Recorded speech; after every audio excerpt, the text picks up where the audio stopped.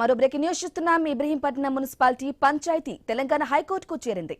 Yadagiri kidnap పై హైబియస్ corpus petition దాఖలైంది. Petition పై విచారణ జరిపిన high court Ibrahimpatnam ఎన్నికపై stay విధించింది.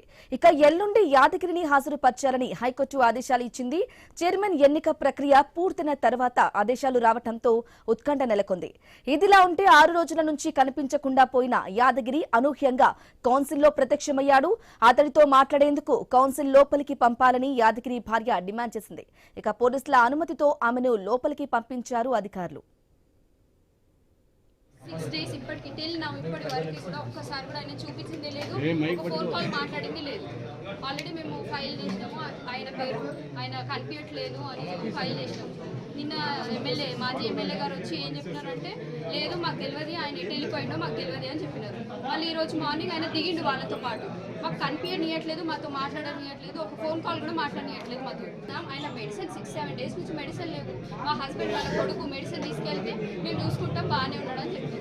పోలీసులు ఏమంటున్నా మేము మీకు సరెండర్ చేస్తాము, మీ మామయ్య గారిని మీకు ఇస్తాము అప్పచెప్తాము అన్నారు.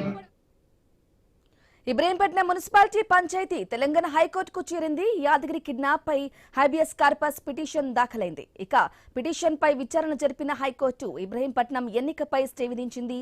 ఎల్లుండి యాదగిరిని హాజరుపర్చాలని హైకోర్టు ఆదేశాలిచ్చింది. చైర్మన్ ప్రక్రియ పూర్తయిన తర్వాతనే ఆదేశాలు రావడంతో ఉత్కంఠ నెలకొంది. ఇక ఇదిలా ఉంటే 6 రోజుల నుంచి కనిపించకుండా పోయిన యాదగిరి అనూహ్యంగా కౌన్సిల్లో ప్రత్యక్షమయ్యాడు. అయితే అతడితో మాట్లాడేందుకు కౌన్సిల్ లోపలికి పంపాలని యాదగిరి భార్య డిమాండ్ చేసింది.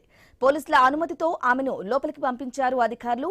ఇదే విషయానికి సంబంధించి పూర్తి అప్డేట్స్ అందించడానికి మా ప్రతినిధి స్వామి ఫోన్ ద్వారా అందిస్తారు. స్వామి,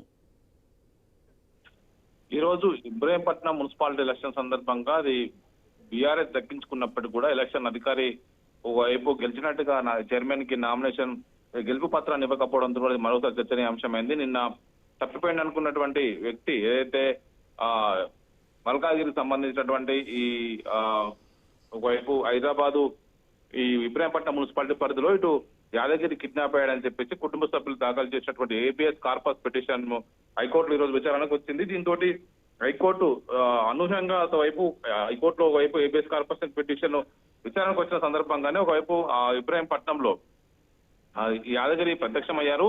వాళ్ళ కుటుంబ సభ్యులు దాఖలు చేసినటువంటి పిటిషన్ తోటి ఒకసారిగా చర్చనీయాంశంగా మారింది. చివరి నిమిషంలో హైకోర్టు ఒకవైపు ఆర్డర్ ఇవ్వడంతో కూడా ఫలితం పైన స్టే ఏర్పడింది. ఇప్పుడు హైకోర్టు నుంచి పూర్తి స్థాయి క్లారిటీ వచ్చిన తర్వాతనే ఈ ఎలక్షన్ ఫలితం ప్రకటించాలని చెప్పేసి ఎన్నికల అధికారులు నిర్ణయించారు. ఇప్పటికీ ఎలక్షన్ ను సంబంధించిన విషయంలో ఒకవైపు బీఆర్ఎస్ పార్టీ ఈ ఎలక్షన్ సంబంధించినటువంటి మున్సిపాలిటీని గెలుపొందింది. అయినప్పటికీ కూడా ఒకవైపు పూర్తి స్థాయి ఫలితం ప్రకటించకుండా వారికి ఒకవైపు వారి చైర్మన్ ఉన్నటువంటి విషయాన్ని ప్రకటించకుండా ఆపారు. ఒకవైపు డిప్యూటీ చైర్మన్ ఎన్నికను కూడా ఆపేశారు.